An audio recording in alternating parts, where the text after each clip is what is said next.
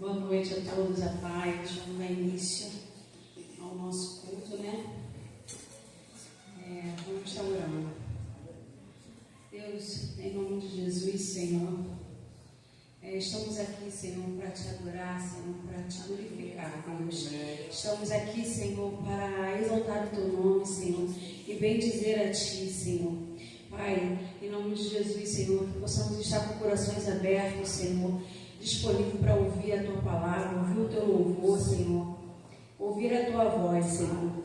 Que possamos, Senhor, estar com o coração, Senhor, livre, Senhor, para te adorar, Senhor. Porque a tua palavra diz, Senhor, que aonde tiver 2 ou 3 ou mais, Senhor, ali tu estás, Senhor. Então eu creio, Senhor, que tu estás aqui, Senhor, no meio de nós, Senhor, que tu vai falar grandemente, Senhor, através dos teus filhos, Senhor, através da pessoa que vai vir, do teu filho que vai vir pregar, Senhor, que vai trazer a sua palavra, Pai. Em nome de Jesus, Senhor, te peço, Senhor, e te agradeço, Pai, em nome do Senhor Jesus Cristo.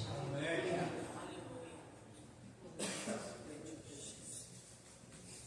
A paz, meu irmão, meus irmãos, boa noite. Graça e paz. Chegamos a esse lugar, vamos adorar o nome de Jesus. Amém? Amém. Glória a Deus. Mas bendito Senhor para todo sempre. Aleluia. Aleluia. Nós te adoramos, Jesus.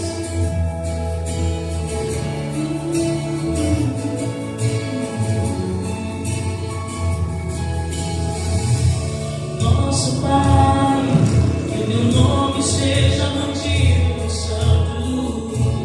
Venha o teu reino. Dá-nos hoje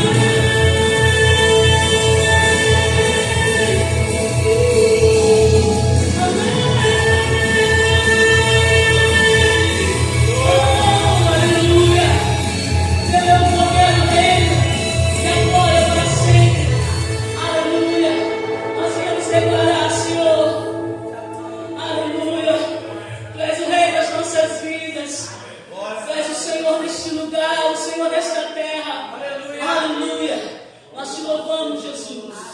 Aleluia. Aleluia.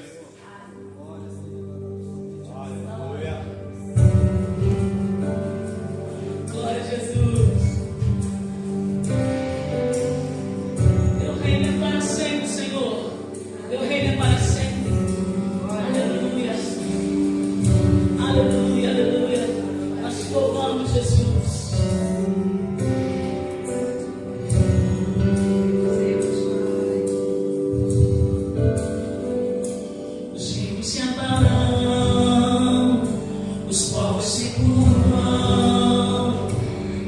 Se abrem, as mãos se levantam para dizer que tu és o Rei. Aleluia. Nós declaramos isso nesta noite, dizer que tu és o Senhor.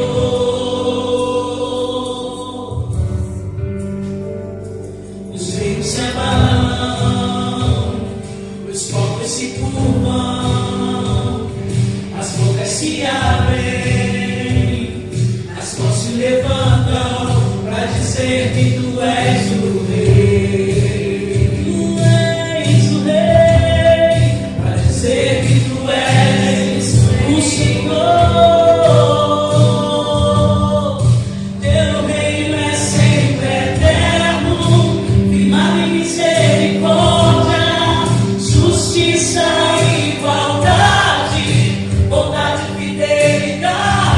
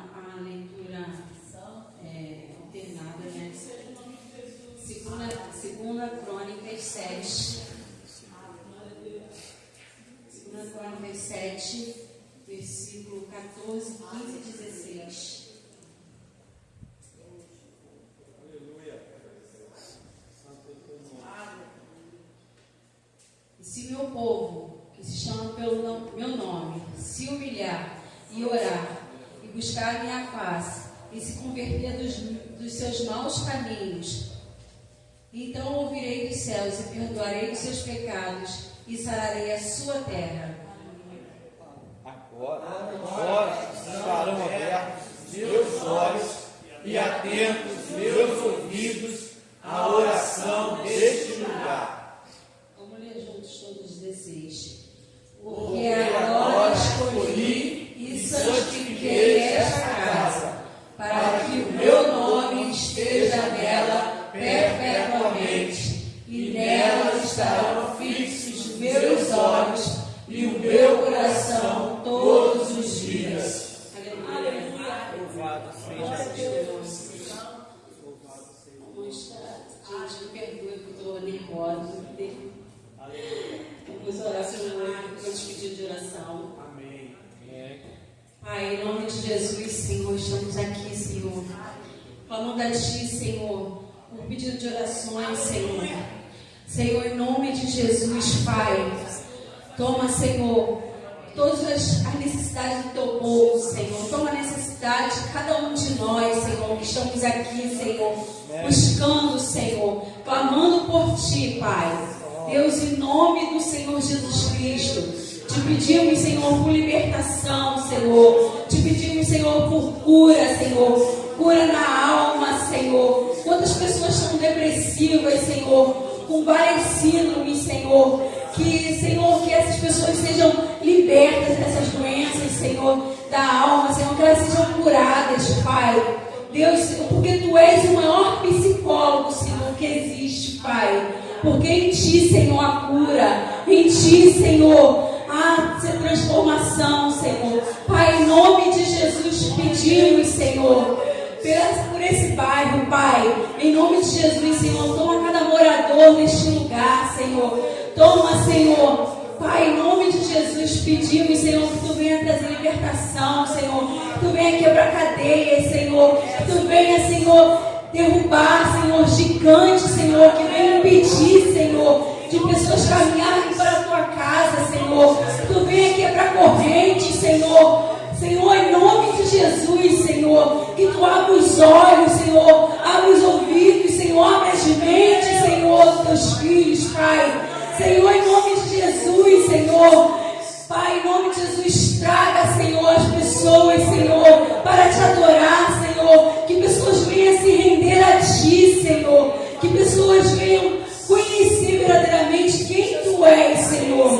Conhecer a Tua graça, Senhor, a Tua misericórdia, verdadeiramente, Senhor, o que Tu tens, Senhor, para cada um, Senhor. Deus, em nome de Jesus, Te peço, Pai, em nome de Jesus. Amém, Senhor. Glória a Deus. Pode sentar.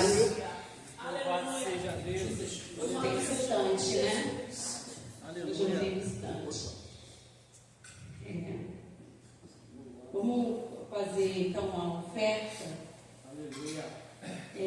Lá em... Falando de oferta, lá em Lucas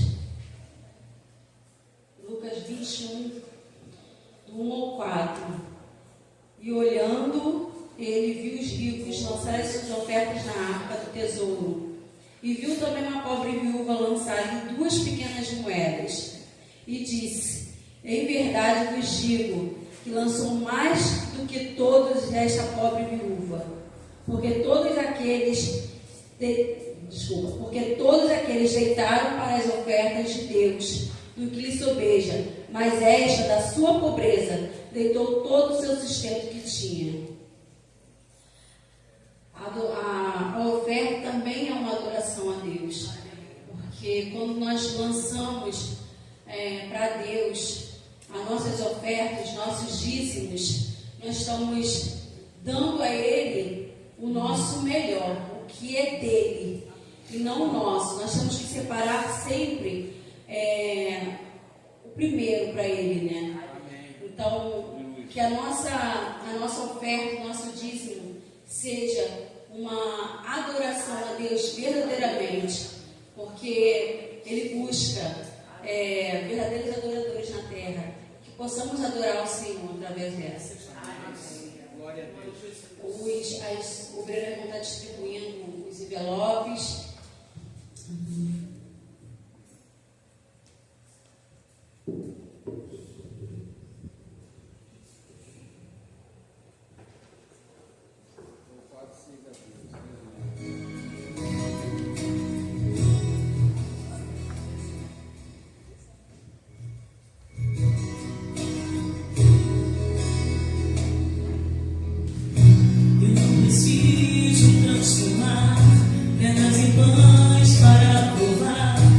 que no deserto tu estás cuidando de mim, de lugar alto não vou me lançar, só pra demonstrar o teu poder. Eu não preciso ver fenômenos pra crer em ti. Não como nossa comunhão, pelo prazer de conquistar palácios, riquezas. Como um deserto isso vai passar, por isso resistindo estou. E quando a minha força se esgotar, teu anjo vai me alimentar.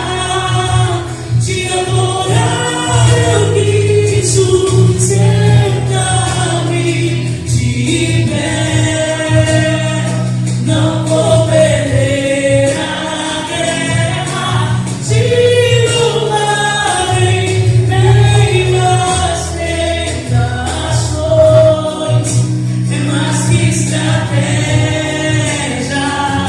Posso não ver o amanhã, mas hoje sei que esse deserto vai chegar ao fim.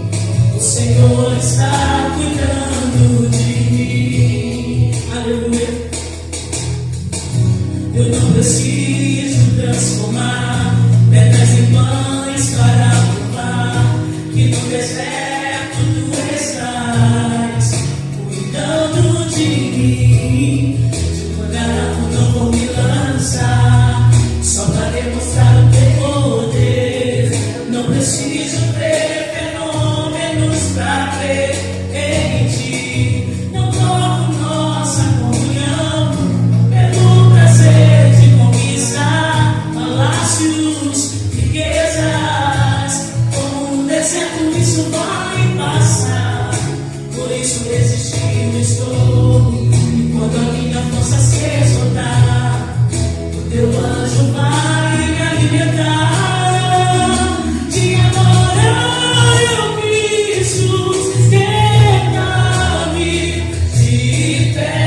Eu não vou perder a guerra, te louvarei nem as tentações. É mais que estratégia.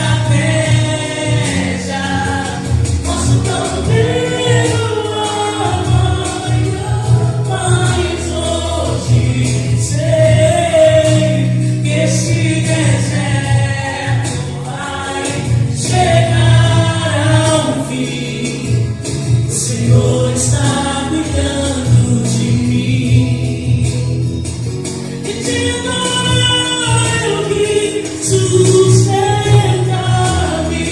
de pé. Não vou perder a guerra, te louvarei nem as tentações. É mais que estratégia. Posso não ver o amanhã, mas hoje sei que esse deserto vai chegar ao fim. O Senhor está cuidando de mim. Aleluia.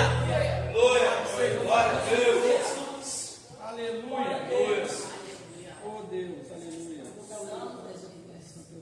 Pai, em nome de Jesus, Senhor. Aqui, Senhor, está as ofertas, Senhor. O nosso melhor, Senhor, está aqui, Senhor. Entregamos a Ti, Pai. Pai, em nome de Jesus, receba, Senhor, as nossas ofertas, Senhor. Em nome de Jesus, Senhor, te agradeço e te louvo, Pai. Em nome de Jesus, Pai. Glória a Deus. Aleluia.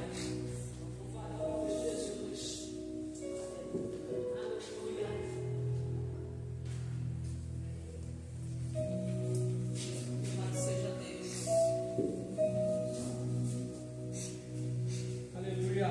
Glória a Deus. Glória a Jesus. Papai, família, pode vir.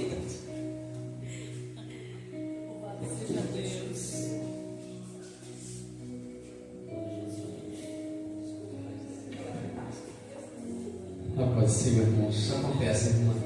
Fica tranquilo. Nós somos em família.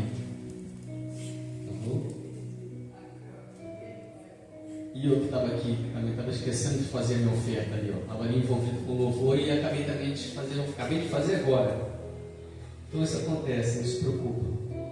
Irmãos, vamos aqui mais uma vez na casa do Senhor para adorá-lo junto.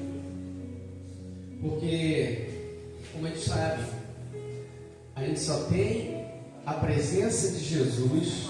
Não estou falando do Espírito Santo, não. O Espírito Santo está contigo em todos os momentos.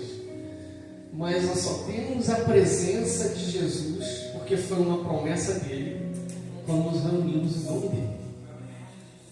Então ele está aqui nessa noite. Se a igreja, se o povo de Deus entendesse isso, nós reuniremos todos os dias, irmãos. Por mais que a vida seja corrida, nós tenhamos diversas responsabilidades, mas se o povo de Deus entendesse esse princípio, essa promessa que Jesus fez, todos os dias ele se reuniria em nome dele. Eu conheci uma igreja onde minha filha frequentou, e que eles tinham uma coisa que me chamou muita atenção, que eles tinham um princípio cristão, que é um princípio cristão, de se reunirem sempre, mesmo que não estivessem na igreja, eles queriam sempre estar juntos. Então, às vezes, eles iam lá para casa, às vezes a minha filha ia para a casa deles, e às vezes ela ia para casa lá para ajudar a irmã, às vezes cuidar do filho, ou ajudar na casa. E ali elas aprendiam um com o outro, na verdade, conheciam um ao outro melhor. E eu achava isso bem diferente do que nós vivemos hoje. Eu sei que isso é muito complicado, porque acho que não é todo ministério que é chamado para isso. Porque cada ministério tem uma vocação, irmãos, isso eu tenho certeza. Tem uns que tem um chamado mais para ação social, tem uns que tem um chamado mais para cuidar de pessoas que estão para largar as drogas. Então, assim, Deus, a sua multiforme graça alcança a todos. Então ele usa os ministérios que estão aí, as igrejas que estão nessa terra, seja batista, seja presbiteriana, seja Assembleia de Deus, seja uma neopentecostal, seja independente do nome. Se está anunciando Cristo, se ele é o centro da adoração, é uma igreja. Agora, de repente ela tem uma linha, né, de atuação mais forte que outras. E é isso que eu vejo aí a graça de Deus multiforme, a multiforme graça de Deus. Mas não vou pregar sobre a multiforme graça de Deus, não.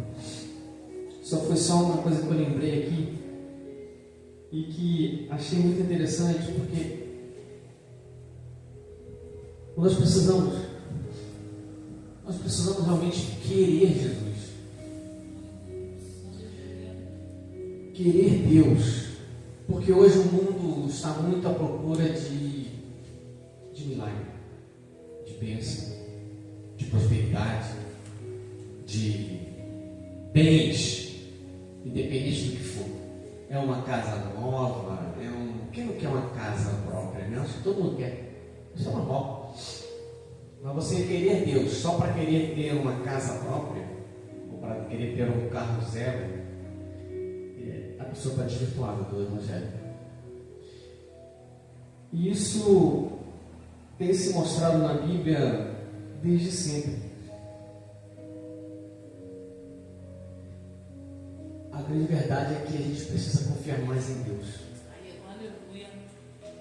E não simplesmente aquilo que Ele vai fazer, mas só por que Ele é. Isso que é difícil para nós, irmãos. E olha que eu estou falando de uma igreja, que eu falei no início, que tem o Espírito Santo. Nós temos o Espírito Santo.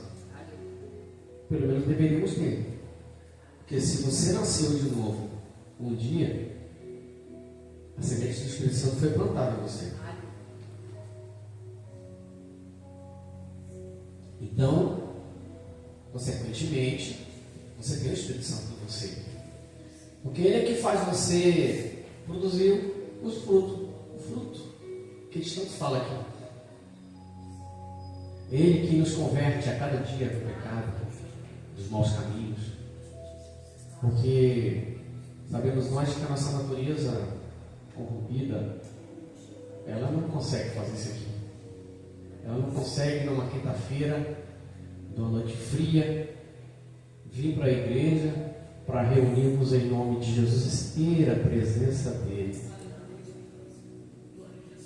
Somente um nascido de novo. Somente aquele que realmente quer Deus. Porque se anunciássemos, fizéssemos uma campanha aqui nessa rua, de que Deus hoje ele distribui aqui caixas de cestas básicas, que junto disso Deus iria também curar enfermos, que trouxessem pessoas cadeirantes, surdos, mudos, que iriam ser curados. Se fizesse um trabalho, uma campanha desse jeito, com certeza essa igreja não ia caber, gente. Não caberia, gente. Porque, infelizmente, as pessoas têm busca disso. E quando eu falo pessoas, irmãos, eu incluo o povo de Deus. Pastor, mas tem isso a ver com o curso de quinta, né? Engatar quinta. Engatar quinta é sair em velocidade. Irmãos, a verdade é que nós, como cristãos, servos de Deus, se não estivermos na quinta, andando na quinta marcha, nós precisamos alcançar esse nível. Porque para quem já dirige, né, sabe que para chegar à quinta marcha, o carro tem que estar com os pneus bem, né, cheios, ali equilibrados, calibrados.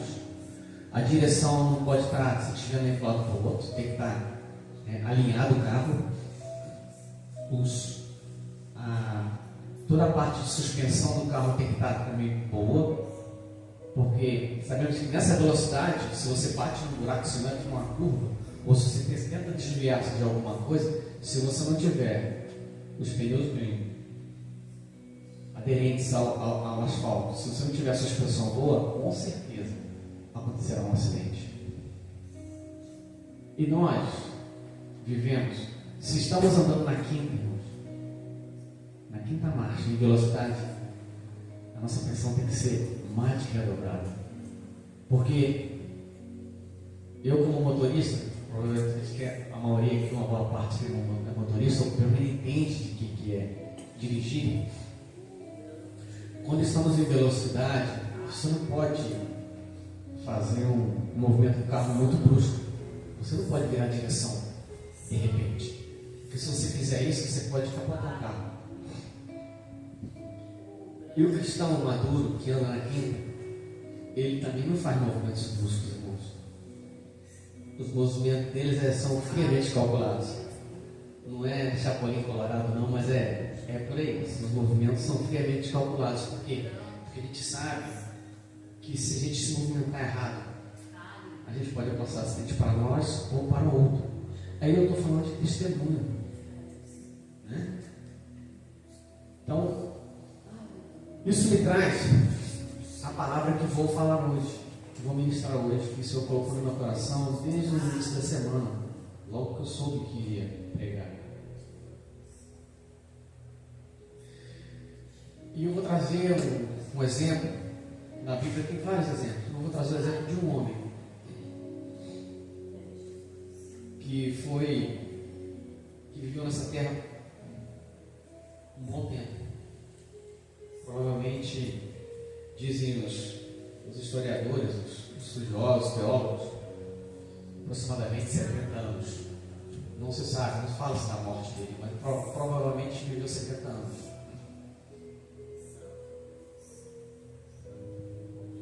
E esse homem tinha como princípio da sua vida a ser íntegro, a ser fiel a Deus.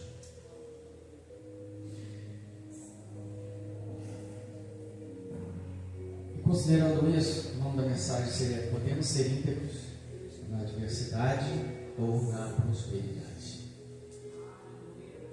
As circunstâncias da sua vida econômica não pode ditar se você é íntegro ou não, se você é fiel a Deus ou não.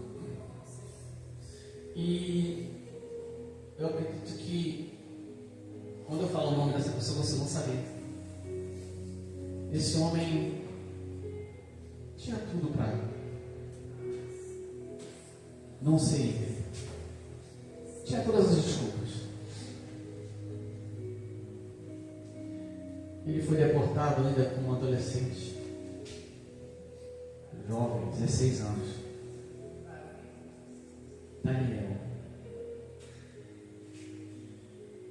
Daniel, junto com seus amigos, fazia parte da nobreza de Jerusalém. Todos nós conhecemos a história que o povo peca e que Deus usa os profetas para chamar a atenção do povo. Leva primeiro o reino do norte e por fim leva depois o reino do sul, onde está Jerusalém. E no meio desse povo estava um jovem com apenas 16 anos aproximadamente. E eu gostaria de falar nessa noite muitas vezes a gente conta só a parte boa. Eu vou tentar. A Bíblia não fala tanto, mas dá, pela história, dá para você entender e compreender algumas situações que a gente pode ter vivido sem criar nenhuma heresia. A gente pode criar umas conjecturas sobre o que viveu Daniel com seus amigos. Então a palavra de Deus conta que lá em Daniel 1, que no ano terceiro do reinado de Joaquim, rei de Judá, veio Nabucodonosor, rei da Babilônia, a Jerusalém e a sitiou. O povo de Israel continuava pecando contra Deus. Depois de tudo que Deus fez, depois de tudo que Deus proveu para eles. É por isso que eu sempre repito e falo que milagre não salva ninguém. Porque desde o deserto, quando Deus tirou o povo do Egito, que levou para o Egito para poder o povo ser guardado da fome. Porque se vocês forem ler a história, quem já leu, né, quem está acompanhando a leitura bíblica aí, já leu provavelmente não, já acabou, já Gênesis já tem tempo. Nós sabemos que o povo foi levado para o Egito para poder ser guardado. Foram apenas, não vou lembrar agora do número, mas não chega a 30 pessoas. Desculpa, 70 pessoas. É isso aí, 70. 70 só 70 entre os filhos de Jacó e a sua casa. A promessa de Deus era que Abraão, a sua descendência seria mais numerosa do que as estrelas do céu. Foi a promessa que Deus fez. Mas Jacó só tinha 70. E a fome, de tempos em tempos, ela somava aquele lugar onde ele vivia. E o Egito, irmãos, ele sempre foi um local onde, por ter o Nilo, né, por ter ali o delta do Nilo, que são que são ramificações do próprio Rio Nilo. Quando ele vai chegando perto do litoral, ele abre em várias afluentes, aí ele forma um delta, quer dizer, são vários rios para chegar ao mar. Então faz com que toda a terra seja banhada por água. Isso é bom para a agricultura. Então sempre foi um local que sempre teve fartura. E o que Deus fez? Levou esses 70 para lá. E durante muitos anos eles viveram bem, mas depois foram escravizados. Mas independente disso, aquele povo multiplicado. Entrou 70, 400 anos depois saíram mais de 6 milhões de pessoas. Saiu uma nação, é uma nação dentro de outra. Então isso ali foi uma promessa que Deus tinha feito. E já tinha falado isso com Abraão. Então esse povo foi para o deserto. Clamou pelo libertador, Deus mandou Moisés, todo mundo conhece essa história. Mas nós temos um defeito muito grande. A gente sempre murmura. A gente sempre está colocando um defeito em alguma coisa. A gente nunca está satisfeito.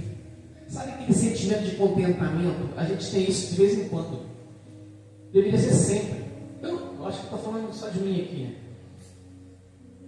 Porque às vezes eu fico, Senhor, me perdoa por ser ingrato. Porque às vezes eu me pego, não reclamando de boca, porque eu tenho evitado. Agora, quando eu estou triste, estou deprimido, eu acordo. Esse tempo então assim, esse tempo assim para mim é horrível. Eu fico muito reflexivo, eu procuro não falar nada, porque eu não quero falar besteira. Então é melhor ficar calado. É um esquema bíblico,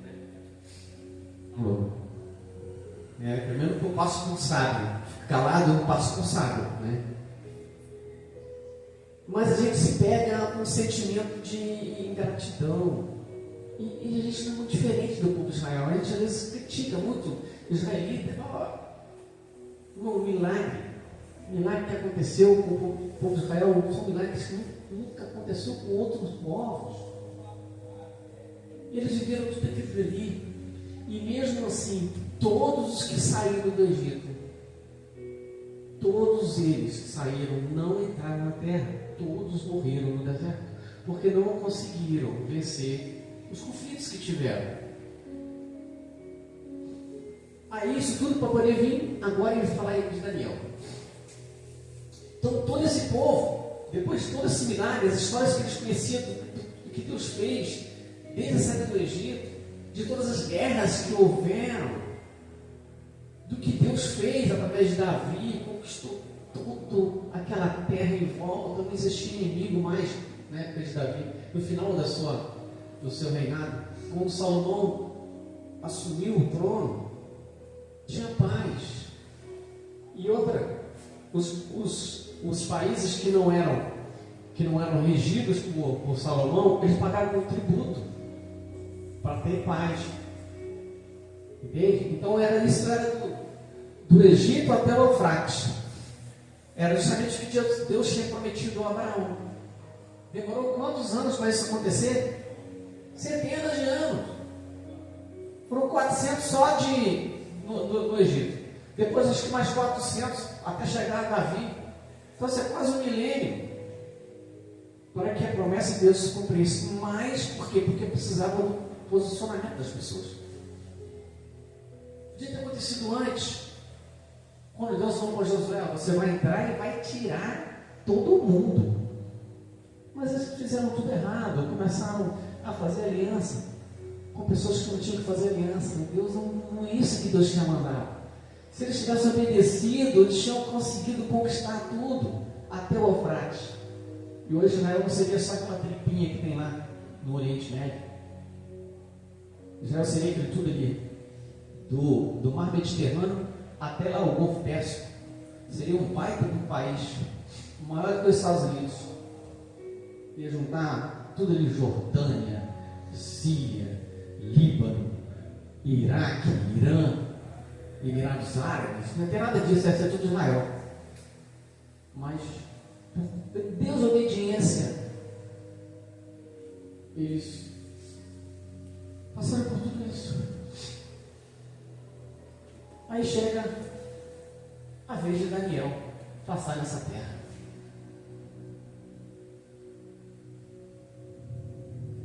Um jovem, 16 anos. O que um jovem de 16 anos sabe? Pouca coisa. Mas ele já tem os seus princípios, os valores familiares, ensinados pelos pais. Ele já tem isso nos famílias. Que a Bíblia fala que se a gente ensina os filhos o caminho que ele deve andar, aí ele não está falando só de evangelho, não. Não está falando só. Aí ele está falando de educação, de ensinar a ter caráter, de ensinar a ter integridade. Está falando disso. Ele não se desvia dele. Porque está assentar no DNA dele. Tem coisas hoje que eu, por exemplo, nasci no evangelho. Sou cheio de defeito, irmão. Cheio de defeito. Agora tem coisas que eu não consigo fazer. Eu não consigo, não tenho cara. Não tenho como fazer. Porque vai contra todos os princípios e valores que eu tenho. Que eu vivi até hoje, eu estou com 56 anos. Não dá mais, não dá. Eu vou conseguir usurpar o bem de alguém e ficar para mim. Eu não consigo fazer isso, eu não fui criado para isso, eu não consigo. Posso passar fome. Não vou passar porque a palavra de Deus não garante isso. Mas se eu posso estar passando uma dificuldade, eu não vou conseguir roubar nada de ninguém. Por quê? Porque eu tenho esse princípio. Fui formado assim, forjado assim. Estou usando como exemplo. Então, se você faz isso com seus filhos hoje, cria ele com integridade, aprendendo a respeitar, ele vai ser assim nessa sua vida.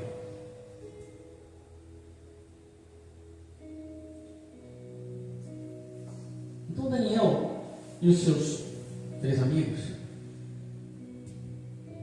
Ananias, Misael e Azarias. Todo mundo lembra dos outros nomes, né?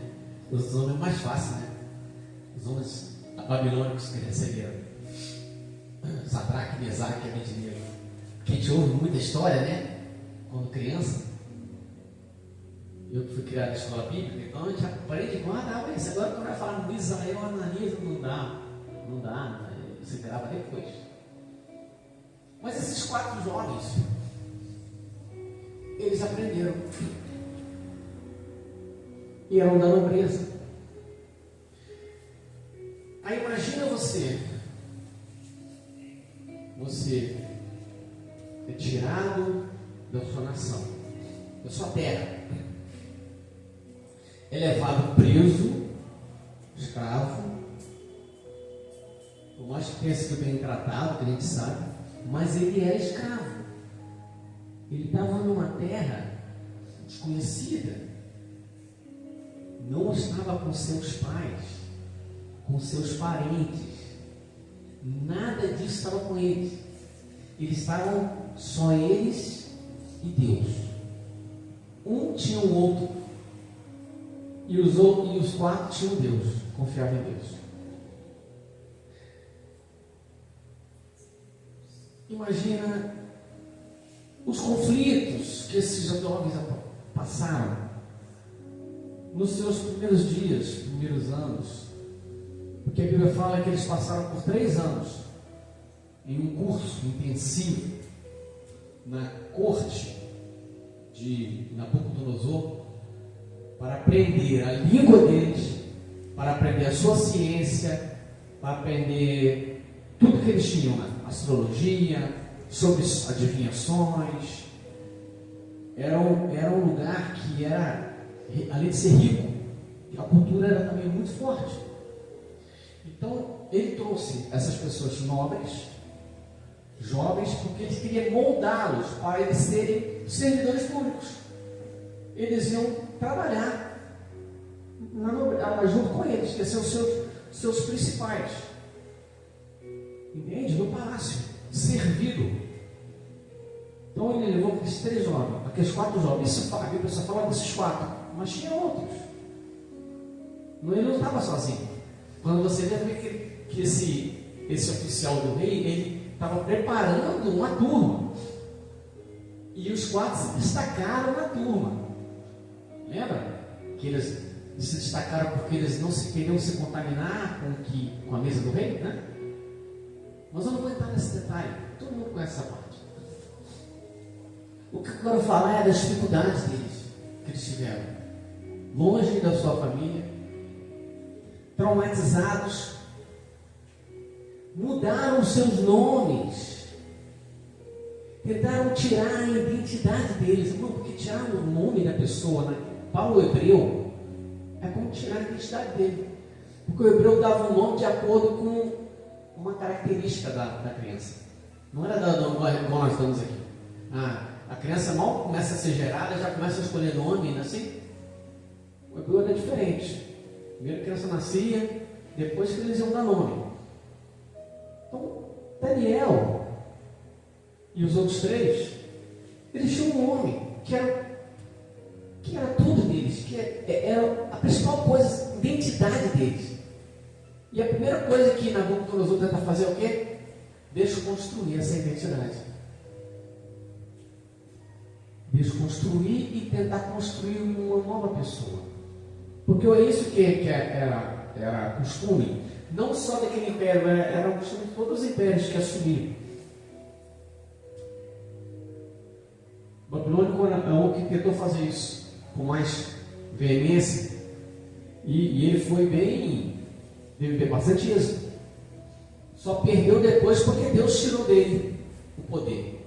Mas é uma história que também está aqui em Daniel. Mas Nabucodonosor ficou famoso, conquistou o mundo naquela época, que não era tão grande como é hoje. Não moravam pessoas em todos os lugares. As pessoas ainda estavam ampliando, não conhecia todo o planeta. Não tinha ainda um avião para poder pegar e sabia, né? A pessoa ia alcançando aos poucos, a cavalo, navios, e alcançando outras terras longínquas, e assim, né? Eles iam aumentando o seu poder. Então Babilônia, ela alcançou aonde tinha gente, é onde Nabucodonosor andava. E todos esses jovens eram levados para lá, todos na nobreza, para servir. E Daniel foi. Imagina você acordar, irmão, todos os dias, olhar para o local onde você está e não reconhecer. Não foi aqui que eu passei a minha infância. Não foi aqui que eu não vê sua mãe, não vê o seu pai, não vê os seus primos. Não sei se os irmãos conseguem alcançar o que eu estou querendo dizer. É que, independente de tudo isso, de todas essas dificuldades que são coisas muito difíceis para qualquer um de nós adulto, imagina para um jovem que ainda está se formando, ainda não tem toda, né, a sua mente ainda toda formada, ainda está em formação cognitiva, tem muita coisa que está aprendendo. Tem um trauma desse, é como se você tivesse sendo amputado a uma parte do corpo. Tirou ele do meio dele.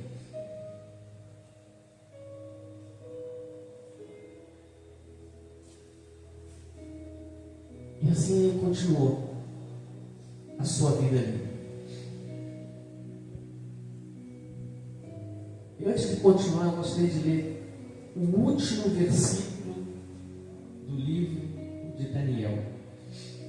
A palavra hoje vai ser muito rápida, irmãos. Pensa que não, mas o relógio voa, né? Diz assim, Deus falando com Daniel: tu, porém, vai até o fim, porque descansarás e te levantarás na tua herança no fim dos dias.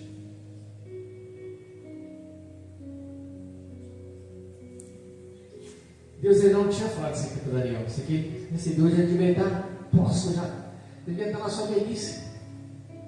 Depois de tudo que Deus revelou para ele, de tudo que aconteceu no final dos tempos, depois de tudo que ele viveu, irmãos, de tudo que Nabucodonosor tirou dele, porque quem levou ele para Babilônia foi Nabucodonosor, mas depois ele passou ainda por passou por vários governantes, porque a Pérsia, os Medo-Persas, eles conquistaram a Babilônia, então eles tomaram o poder. Então quem agora era o poderoso eram os Medo-Persas. Aí vem Dario, Ciro, e Daniel ficava, continuava servindo ao rei num país estrangeiro, num país que não era seu, mas continuava íntegro a Deus.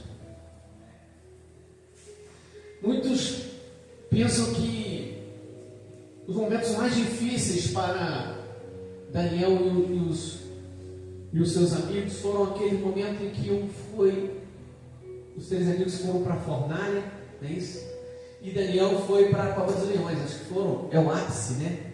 Todo mundo conhece essa história. Mas irmãos, pensam comigo, esses 3 jovens, eles já viviam na fornalha desde quando saíram de Jerusalém. Eles já estavam nas covas dos leões desde quando eles foram deportados e levados para um lugar onde todos queriam matá-lo.